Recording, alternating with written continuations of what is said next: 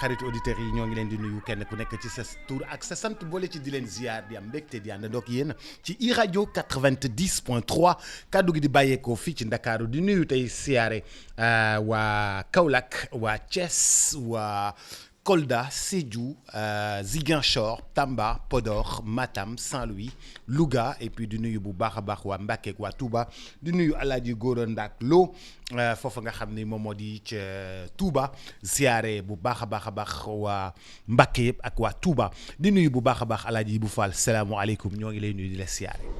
Boubs maa ngi lay nuyu di nuyu kilifa gone gi Kandji di nuyu samay auditeurs internautes ak téléspectateurs samay soppe moom ma nuyoo leen téeméeri loxo yéen waa 57 pour cent 70%. 57%. ñun waa 70%. waaw yéen bul ko wàññi. ma jox leen catu bakken ak kii juróomi baaraam càmmoñ. mbàyyee nga am jàmm. ça va et toi. merci beaucoup.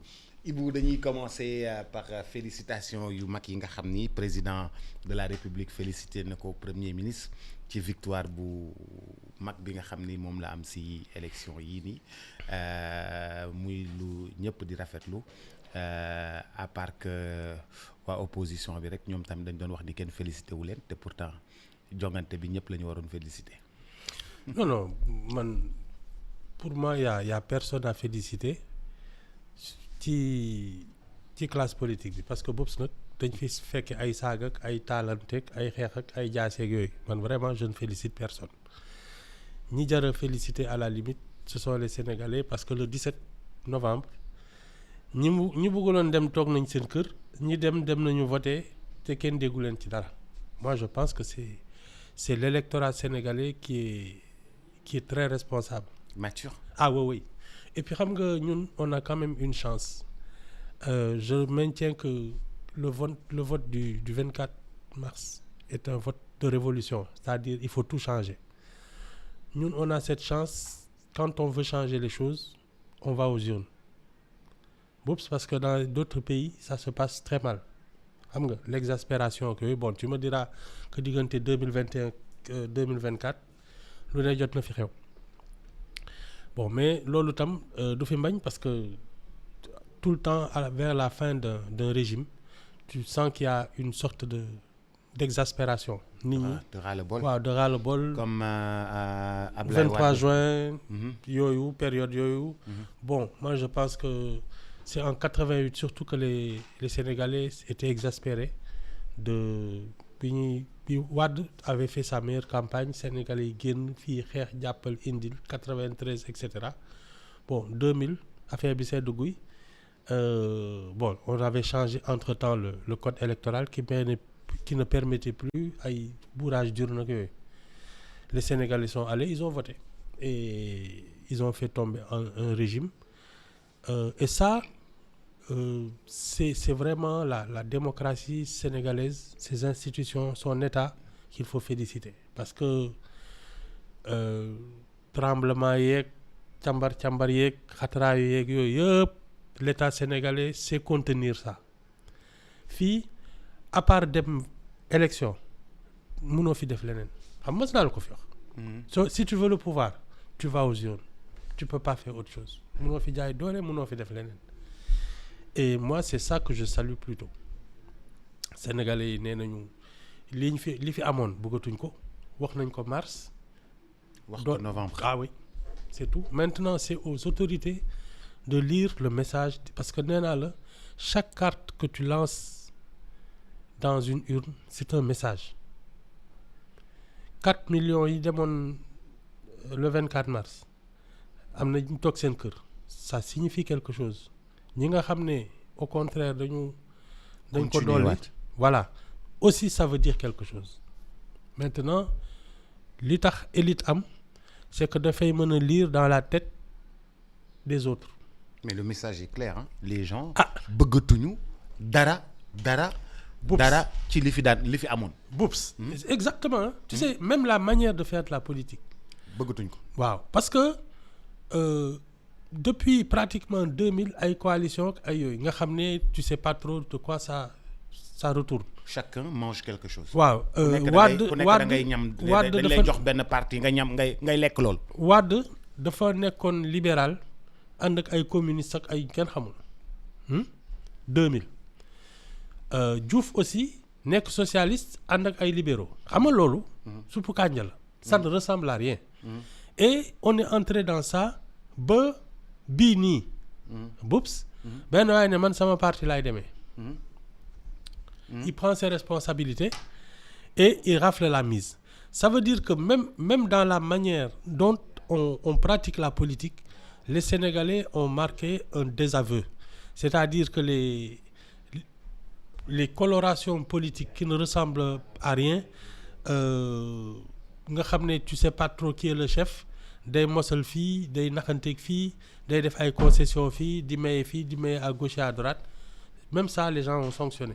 Parce que Ousmane Sonko dafa ne ku bëgg ànd Pastef ngay ñëw sama waaw ngeen di kii c'est-à-dire on a besoin de vrais leaders pas de gens qui sont en train de louvoyer ak yooyu bon pour l'instant mooy suñu soxla koo xam ne il décide ba ñëpp xam ne kii mooy décider xam nga Ousmane Sonko lu muy nekk premier ministre sax on commence à dire que mooy def loo président bi et je pense que c'est cette image de chef que Macky Sall n'a pas aussi que les gens ont plébiscité nit ñi dañu soxla ku leen yilif mais pas di louvoyer ak dina xam. boo soxlaa kilifa gi ngay waxal kii mooy kilifa gi. kii mooy kilifa gi nga xam kan mooy kilifa bi. ça je pense que c'est devenu important parce que Macky Sall bon il avait beau être le président de la République mais naxante yi ma doon naxante naan yenn dossiers yi dem ciy teg sama conc et cetera tu as l'impression que il n'osait pas prendre ses responsabilités bañ ku mer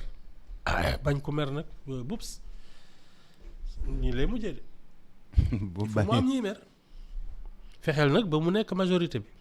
ñii mer bu mu nekk majorité bi. c'est ça mais il faut toujours mu am ñu mer. Ouais. mais prendre des décisions. pourtant... et puis pour man nit yàgg na bañ li gën ci moom c'est-à-dire que parfois tu es un visionnaire tu prends des décisions ñëpp ne kii daal fi mu jëm dara baaxu fa et pourtant tu as raison day am donc il faut prendre ses responsabilités et les assumer là en politique beaucoup d'acteurs politiques ne prennent pas leurs responsabilités ils sont toujours dans des combines voilà dans des arrangements des arrangements entre loolu foog naa on l'a sanctionné aussi pas de combine pas de quelqu'un qui gère les choses non qui dit ce qu'il pense même s'il se trompe mais il dit ce qu'il pense oui day def rek il est franc avec les gens il dit ce qu'il pense ma ngay def en tout cas je pense que c'est cette figure de chef et on parle même de dictateur qui doit s'imposer parce que les Sénégalais il faut que ñu am fu ñu jëm de gré ou de force parce qu'on ne peut pas continuer à tourner en rond les gens ne travaillent pas trop ils savent pas qui fan lañ jëm est-ce qu'on tourne à gauche est-ce qu'on tourne à droite est-ce que non loolu et man je considère que depuis le référendum de 2015 Boubs foog naa 2015 la woon xam nga 2016 mais Boubs on tourne en rond di politique lu ay élections ay ceci ay cela non attends un pays a besoin de travailler ça moom. mais on n'a jamais depuis 2022 nous sommes en 2024 depuis 2021. 2016 laa la wax. Depuis 2021 moi je prends 2021 on se bat on se bagarre on brûle on fait des élections. 2016 ba léegi ñu ngi naxante on a fait un référendum après il y a eu des législatives après il y a eu la présidentielle après il y a eu la Covid ñu ne toog leen seen kër après il y a eu l'affaire Adji Sarr mu démarré. xeex beeg xuloo bi ba 2023. ça fait 2016 ba léegi Boubs liggéeyuñu lu ñu xam c'est ça notre problème il faut qu'on se mette au travail ci li ma foog. mais là les politiques qui ont demandé on leur a tout donné. Ah oui. On leur a tout donné. Ah oui. D'accord. Il y a plus d'excuses. Il y a plus d'excuses. Oh. Léegi next step c'est quoi exactement? Point d'interrogation. next ñi step. xamaluma leen dara nii laa leen gis. Non mais li war man laay wax qu'est-ce qu'on doit faire pour que les choses Boubs, s'améliorent dans le pays. Boubs, man, la lecture que j'avais du vote du 24 mars, moi, et c'est ça pour moi le premier problème, c'est qu'on a vendu à des électeurs un projet qu'on est en train de rédiger ba léegi. Pour moi, s'il y avait eu une vraie vision, dès le 25 mars, le président de la République parlerait de réforme institutionnelle. Parce que la manière dont les choses se déroulent, bon, maintenant, chacun a sa vision, parce que nous avons besoin d'un mode de gouvernance efficace, qui permette aux Sénégalais de gagner sa vie au Sénégal, rien que par son mérite. Les clans, les coteries, les tribus là, Boubs, ça, il n'y a que les institutions qui peuvent y mettre fin, et le mode de gouvernance. Et pour moi, c'est la première urgence. Comment gouverner ce pays? Institutions, les Sénégalais se sentiront dans un pays où les chances sont égales. Ça, c'est la première chose. Il faut mettre de l'ordre dans les institutions sur la scène publique, politique. À partir de là, tu laisses les Sénégalais travailler. Bon, maintenant, il y a aussi l'autre condition, Boubs, c'est qu'il faut former les Sénégalais à construire leur pays, mentalement et professionnellement. Ça, ouais. Ñu xam ne ñun ñoo war a tabax suñu dëkk du ay jàmbur ci àll ñooy ñëw tabaxal ñu ko du ñun ñoo war a dem ci ay dëkku jàmbur di ko fa defee ñun ñoo war a defar suñu dëkk. Ça, il faut mettre ça dans la tête des Sénégalais. Mais nous xamaguñu en fait nan la ñu bëgg a dëkk bi mel nan lañ ko bëgg a def nan lañ ko bëgg a tabaxee. Non Ibou. Si. Tout dans tout le pays ay lépp ay dysfonctionnement la. Mais c'est parce que dafa mel ni sër bu xotteeku. waaw sër bu nëpp fépp ay xotteeku foo laal mu xotteeku. waaw non mais ça c'est parce que justement les institutions qui étaient chargées de mettre de l'ordre dans la vie publique ñoom la ñu changé jéggi ko di ko dox ci kawam ba actuellement tu as l'impression que effectivement nous on amul ligne directrice. Or, les institutions sont faites pour que tout le monde respecte les lignes directrices. Mais nous, loolu lañu amatul. Je te donne la comparaison. Mooy li ma lay wax ci suñu circulation bi. Actuellement, tu as deux manières d'immatriculer les véhicules qui circulent. Mais Boubs, dans quel pays on voit ça? Pour te dire à quel point ñun dañu tasaaroo. mais immatriculation la amul problème ñu nekk Dakar dañoo am seen. immatriculation non ñi nekk Louga am LG. ñi nekk Thiès am TH. depuis je sais pas Kaolack am KL. non depuis combien d'années il y a de nouvelles plaques yoo xam ne dañuy def AA après ñu def la truc. Ensuite il y a 3 chiffres. Et 2 lettres. loolu dañ ko fi commencé. naan à partir de telle période kii. Mais non, il y a toujours les DK, les LG et les trucs qui sont là et tu vois de nouvelles immatriculations. Mais dans quel pays on voit deux styles d'immatriculation? Nous, pour te dire à quel point cet État, les institutions ont perdu de leur vigueur. Mais ça ressemble au style de gouvernance. Les ben way def ben dégâts, nga né no bal len ko. C'est tout. C'est ça. On a tout permis, tout toléré. Bon. Tu l'as dit. Maintenant, quand tu prends des décisions, ça, ñep méré la wala soy wax ben deug bu neexul kenn ñep nan ki légui dafa dof. Mais bo xolé suñu urbanisation ni ñi tabaxé nga xamné ñun li ñuy def amul ben harmonie. C'est ça. ñii dañuy tabax lii ñii tabax nii ñii peinture rouge ñii peinture noire ñii peinture bleu ñii peinture marron ñii peinture beige. man yooyu. non mais non xam nga lépp day am harmonie bu fekkee lépp ànd rek ngay wax. non man li ma gën a jàpp mooy dans la gouvernance, il faut faire des projections. Oui. Comme je dis, habitat day fekk mu am stimulation professionnelle, c'est-à-dire que nit ñi fi ñuy dëkki day fekk ñu mën fa liggéey. Nous avons am na benn agence xaw ma nu mu tudd aménagement du territoire. Oui, ANAT. Waaw. Qui est capable de te dire comment exploiter ce pays-là. fu nekk am na lan mooy ressources naturelles yi. Qu'est-ce qu'il faut xam nga ñun loolu am nañ ko. Boops, c'est aux autorités d'organiser les choses de telle sorte que des villes se créent par rapport aux ressources naturelles. Là où par exemple. La ville du sucre fii CSS nekk. Oui, les villes côtières. Où c'est l'économie bleue. Par exemple, ñii c'est la pêche, ñii c'est le tourisme, ñii yooyu yëpp. Mais organiser les choses de telle sorte que les gens s'y installent et ils gagnent leur vie. Mais nous, on n'a même pas ce genre de direction. On laisse n'importe qui faire dañuy jékki-jékki rek ne fii am na suuf nañ ko def lotissement yàpp sa ñàmb.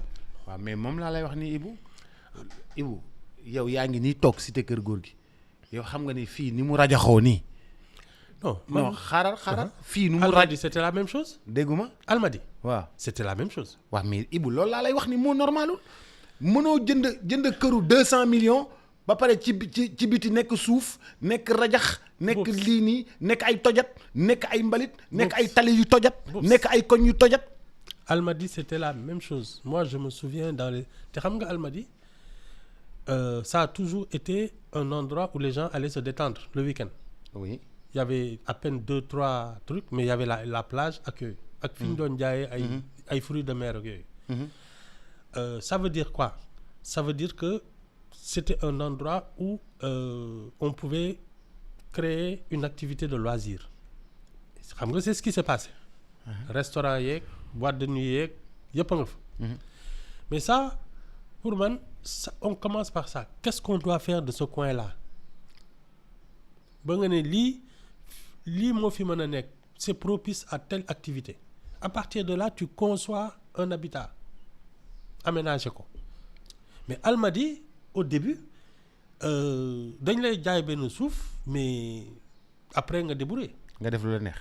C'est récemment quand l'activité s'est développée nga xam ne toutes les institutions se sont déplacées les trucs. Nations Unies, ambassade américaine. ci la ñu commencé école américaine. ci la ñu commencé defar ay tali ci koñ yi. Mais moi je crois qu'on aurait dû commencer par ça. C'est-à-dire que tu dis cet endroit-là à quoi il sert. Parce que il y a forcément une activité économique. À partir de là tu conçois une ville nga woo ay promoteurs woo ay investisseurs ne leen mais attendez on favorise tel investissement dans cet endroit-là on va construire une ville en conséquence. Mais ça s'organise, ça se planifie. doo toog ba nit ñi installé ngay doog a seet ndax war nañ defar taleeg ay canalisation non. Et nous on est désorganisé. dañuy tabax kër yi ba pare di seet ndax dinañ ci def canalisation wala dañ lay bàyyi nga am fosse septique sa biir kër. waaw c'est ça. Ça s'organise et ça se da ngay anticiper ba léegi Parcelles Assainies amagul tur. C'est bien. Mais c'est noonu la tudd c'est des Parcelles Assainies. Mais yow Boups dans quel pays tu vois une ville qui s'appelle Parcelles Assainies? Mais non noonu la tudd les parcelles je vais aux Parcelles Assainies après il y a des unités. Mais Boups ñun ñoo ko unité 15 unité 17 unité 26 noonu mais Boups xanaa nous dans notre histoire dans notre géographie dans notre tradition. environnement dans notre environnement am na lu ñu ko mën a tuddee mais Parcelles Assainies c'est pas un nom pour te dire à quel point on est paresseux. Parcelles Assainies non mais attends. des parcelles que nous avons assainies. waaw yow bi nga xamee ne fii da nga ci bëgg a def assainissement. doo ne lii nii lay tudd. waaw Médina. waaw suñ ko bàyyoon Pontiville lay tudd. gars yi yéeg wàcc waxtaan ba ne non léegi nañ ko tuddee Médina ndax ay jullit ak yooyu ñoo fi ne mais attends sinon on l'aurait appelé quoi xam nga Tilène am na. parce que c'était la forêt des chacals.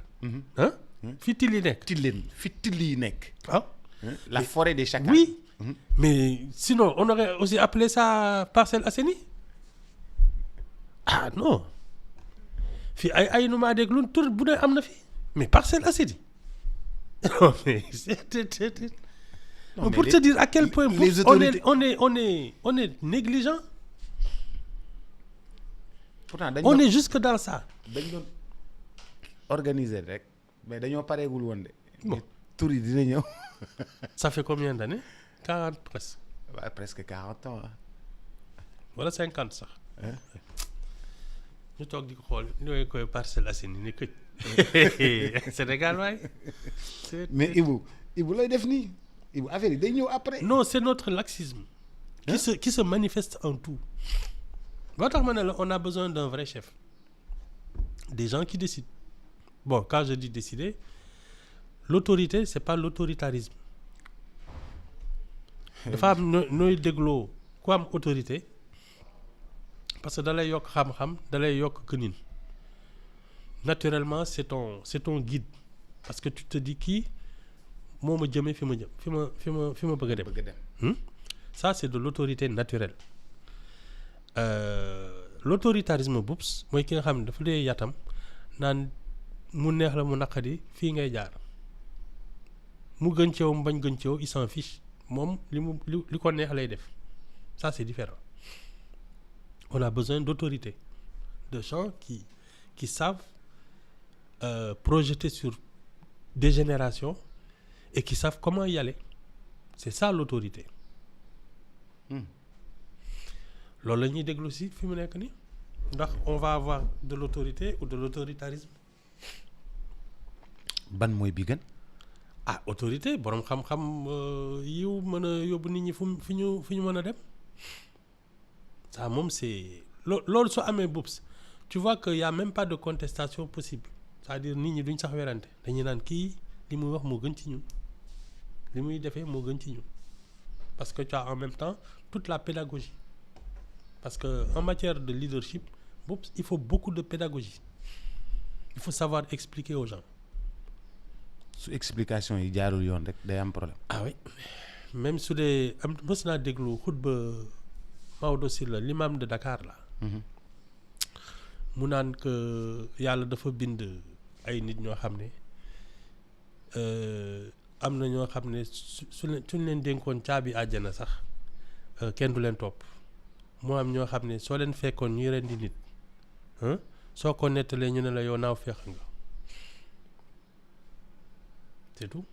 Il y a des gens qui ont un vrai charisme il y en a d'autres lu ñu am xam-xam kenn du leen ñeme kenn du leen wóolu c'est manquer de pédagogie en général qui fait ça.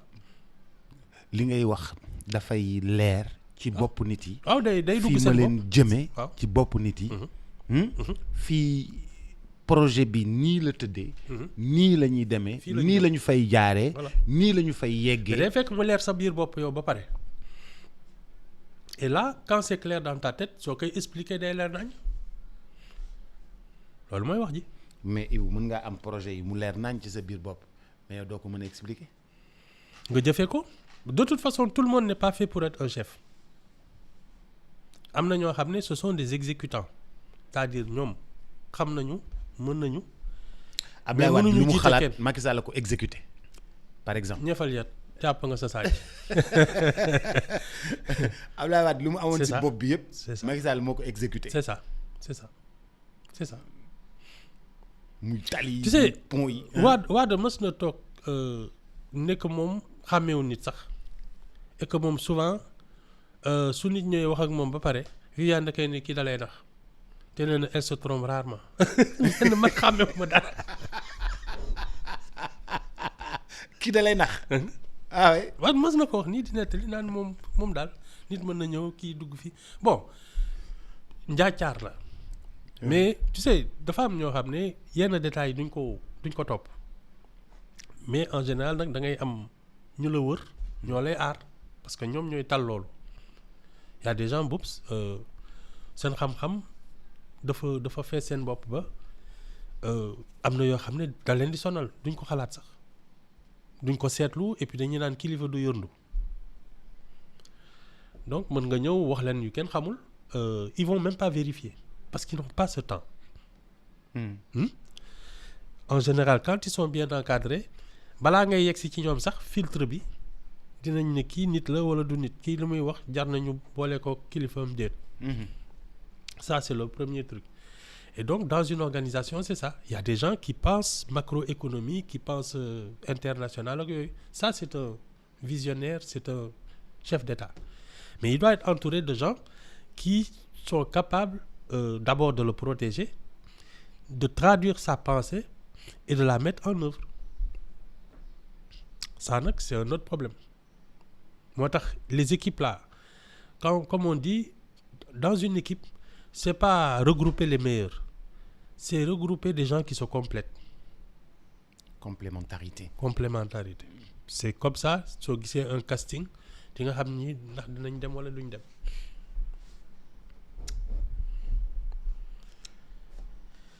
ñu seetaan leen. Non Ibou fii moom am nañ ci yaakaar parce que sénégalais yi moom dara mënatu leen. Non. Man li ma gëm.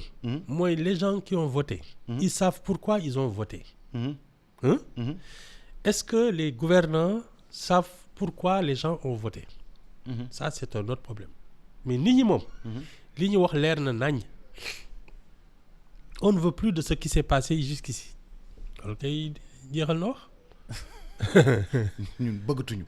waaw te ku ko fi def ñu defaat li ñu def c'est-à-dire voter contre toi. ku fi def li fi ñii fi jugee def. waaw ci. oui yoo xam ne du noonu. oui Diouf est parti comme ça, Wade est parti comme ça, Macky est parti comme ça. Sénégalais ils sont ce qu'ils sont hein. Ils votent depuis 1800. ah yow tamit soo leen jaaxalee ñu dégagé la. Et heureusement qu'on a cette capacité de traduire notre volonté en bulletin de vote. Ah oui. Mais il faudrait pour man quasiment forcer les gens à aller voter. C'est-à-dire même quand tu veux t'abstenir, tu vas jeter un bulletin blanc. Wala nga waaw. dem dugal un bulletin blanc. waaw. Mais nit yi par force dañ ko war a def. Ils doivent le faire. Ñun 18 ans dès que on te donne ta carte d'identité dafa war a nekk carte d'électeur par xam nga force. tam dafa yëf yi yombaluñ ko da ngay am carte d'identité dem inscrire dem jëliwaat non xaaral da ngay am carte d'identité nga dem inscrire ci liste électorale yi boo inscrire ci liste électorale yi ba pare nga xaar sa carte génn nga demaat ci commission yi jëliwaat say carte jour vote bi nga nar a ñëwaat on leur demande trop de choses pour mën a voter. Bobs oui xam nga ñun par exemple les naissances. gis nga les sages-femmes les ñi accoucher yooyu gynécologue ñooñ di accoucher. dès foofu état civil bi foofu lay commencer. ñun notre problème c'est que au moins que tu sois immatriculé. boo juddoo rek. waaw ñu immatriculer la. ci saa si waaw inscrire léegi la nag li gën. mooy nit ñi bañ xaar 9 mois doog a ne kii kan laa koy tuddee. tu as eu 9 mois pour réfléchir à ça sooy ñëw di kii da ngay ne lii góor la nii lay tudd ñu inscrire la tout de suite dès la naissance. La majorité c'est à 18 ans dañuy programmer sa pièce d'identité à 18 ans xëy na sa adresse la ñuy kii ak sa carte d'électeur parce que tu es immatriculé. Boups ça s'improvise pas dès ta naissance moo tax après tu as des enfants même qui peuvent pas aller à l'école parce que amuñu benn kayit. bu ñu demee ba CM2 ñu leen di laaj kii nii ñu mënuñoo def examen. mais normalement nooy inscrire école sax te amoo kayit. Nous on est laxiste et donc ce sont des choses sur lesquelles il faut se pencher tout de suite. Et ça c'est dans la modernisation des villages, c'est dans la modernisation de notre milieu rural. C'est dans le milieu rural qu'il faut moderniser, que l'État y aille. L'école publique doit être dans le milieu rural. Et quand je dis l'école publique, c'est une école adaptée au monde rural. Xam ne ñoom dañu bëgg seen doom jàng ay alxuraan wala nu mu tudd catéchisme ak yooyu mais ñu intégrer ko jàng man doomu béykat laa dama bëgg a jàng béy mais attends c'est pas compliqué. doomu artisan là dama bëgg a tëgg wala uude wala yooyu. mais on t'apprend ce métier. mais tu es un peu en avance parce que yow fa ñuy wasinee ci réew mi fa ñuy wasine ci réew mi. foofa fi ngay wax foofu amul fu ñu wasine amul fu ñu wasine. mës naa toog déglu benn femme. Elle était dans les trucs de l'Union africaine ñoom seen dëkk dañu monter genre comme suma yooyu. assistance. Ouais. Pour suivre les femmes enceintes c'est-à-dire que yow dès que tu es enceinte nu mu tudd tu es inscrite ordinateur bi day programmer say visites yenn yaa ciy déplacé am na foo xam ne soo fa tolloo ils ont des cliniques mobiles. nga xam ne su ñu xamee ne sa heure wasin jot na oto bi mooy ñëw ci village bi nga wasin fa ci biir oto bi toog sa kër ñu bàyyi la ak ay soins ak yooyu oto yi dellu. Tu n'as pas besoin de construire tout le temps. Politique de natalité. Mais bien sûr que les gens prévoient parce que ça c'est des choses dès qu'on dit qu'elle est enceinte elle est dans un fichier nga xam ne y a un groupe mobile et des gens sur ordinateur qui suivent sa grossesse. Mais attends, ça tu as pas besoin de construire partout mais que ce soit au moins mobile. dañ ne kii échéance am jot na oto bi fekki ko. mais xam nga man damaa bëgg di la contredire fu ma toll. acca ñun suñu village fële dafa inondé ñuy def. non mais de toute façon. suñu dëkk yi dafa inondé. oui mais Boubs. waaw l'histoire des inondations la tam. kay ñu waxante dëgg. L'OMVS là. Elle avait lancé l'alerte depuis longtemps. D'abord. Ensuite apparemment il paraît que biir Fouta Djallon en Guinée. Il y a un aménagement à faire qui va permettre de mieux contrôler les lâchers d'eau. Il paraît que nag la question xam nga ay Guinée yooyu pour jël fa décision c'est compliqué tous les 5 ans mu am coup d'état nooy liggéeyee foofu.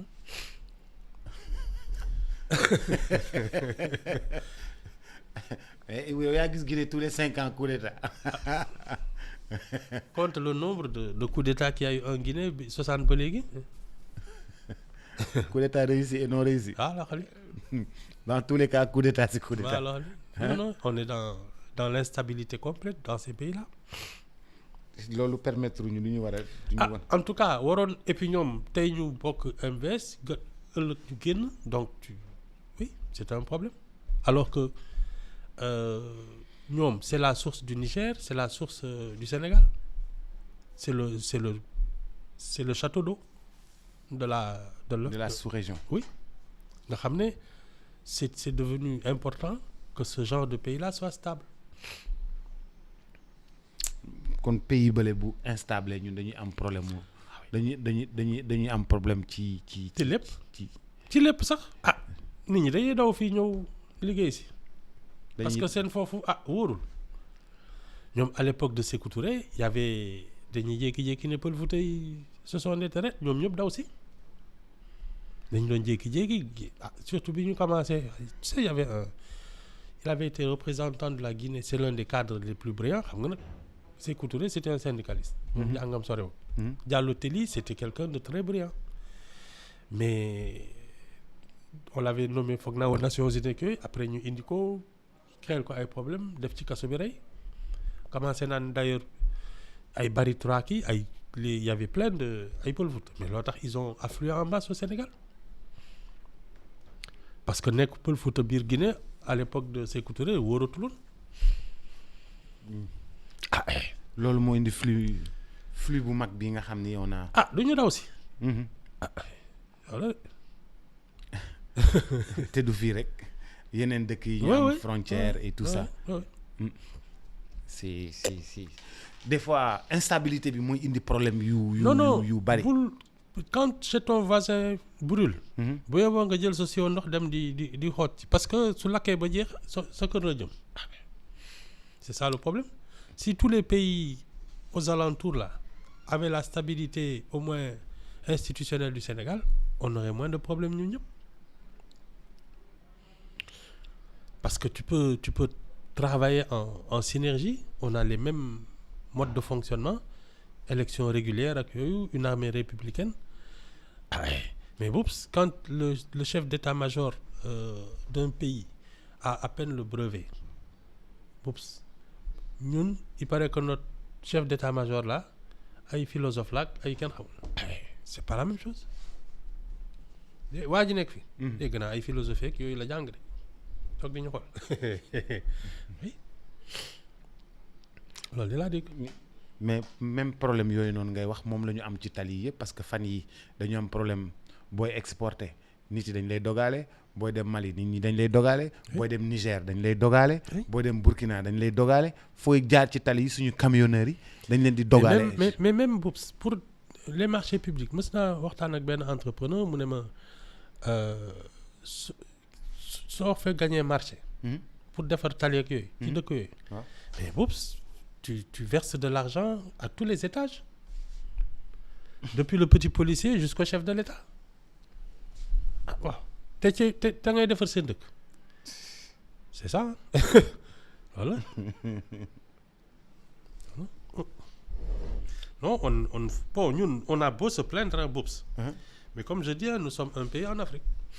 Yves nous sommes un pays en Afrique laay bañ a dégg nag une deux nga ne ma nous sommes un pays en Afrique wala loolu mooy bokkuñoo kenn. non en tout cas ñii moom nuróowuñoo ak ñoom. suñu njiit yu ñu am fan yi nuróowuñoo kenn. non pas ñi fee nekk léegi. dama ne ñun. bi Sénégal nekkee Sénégal ba léegi. bokkuñoo ñi fi ne. ça moom c'est constant. bokkuñoo ak yeneen dëkk yi. non. boo ñëwee wax rek ñu ne sénégalais ya. non et puis tu sais c'est que ci xët bu njëkk ba la déjà nous on avait un rapport disons assez particulier avec l'autorité coloniale ñun métis yi fi nekkoon ak yooyu déjà ñoom ay tubaab la ñoon ñu sanc ay Gorée ak ay Saint-Louis ak yooyu déjà ñoom ay moitié tubaab la ñoon moitié nègre au fur et à mesure ba ay Blaise Diagne yegg si ils ont compris que de toute façon mënoo ci dara ñii ci ñun lañ bokk c'est ça un peu nous le rapport qu'on a avec la France dañu teel a nekk ay français donc suñu gars yi fi soo doon bëgg a jàng dans toute la sous-région tu venais au Sénégal ay ñoom Houphouët ak ñoom ñëpp ils ont fait un saut à Dakar ñoom ñun par exemple les Sénégalais là dañ doon takk ay jabaru tubaab ñàkk yi ku ci takkoon jabaru sénégalaise da ngay foog ne ça y est tubaab nga pour dire un peu la différence dans y avait une hiérarchie. Senghor jabaru tubaab. oui non fii ñun yooyu lañ doon def. Abdoulaye Wade jabaru tubaab. oui est-ce que Blaise Diagne sax amul jabaru tubaab je crois yooyu la non ñun on a eu un rapport avec la France boo xam ne institution yeeg kii infrastructure yeeg yooyu ak école yeeg université yeeg yooyu mais fii la nekkoon et c'était destiné à toute la sous-région donc ñun bi ñuy jël indépendance poups li ñu la woon def dans les autres pays moo nekkoon fii moo tax on n'a pas le même niveau de développement et puis ñun 1960 notre chef d'État était un agrégé de grammaire. mais après Côte d'Ivoire dab nañu romb nañu de. vrij. non. si non. Côte d'Ivoire dab nañu romb nañu. non. si non Boubs. Oui. Tu sais quelle est la kañ nga koy xam. ni Senghor demee ak ni Houphouët demee. Senghor a rendu le pouvoir. Il a organisé son départ. Houphouët est mort au pouvoir. À partir de là c'est parti en couille. ay coup d'état ak ay guerre civile teg nañ ko fi plusieurs fois. Général Robert Gueye. C'est pas la même chose. C'est-à-dire que ñoom ils ont mis tout sur l'économie. Nous on a mis ça un peu sur la démocratie, sur l'image du Sénégal, okay? Sur les institutions. Côte d'Ivoire benn institution moo amoon c'est Houphouët. Au Sénégal tu avais une cour suprême, tu avais tout ça.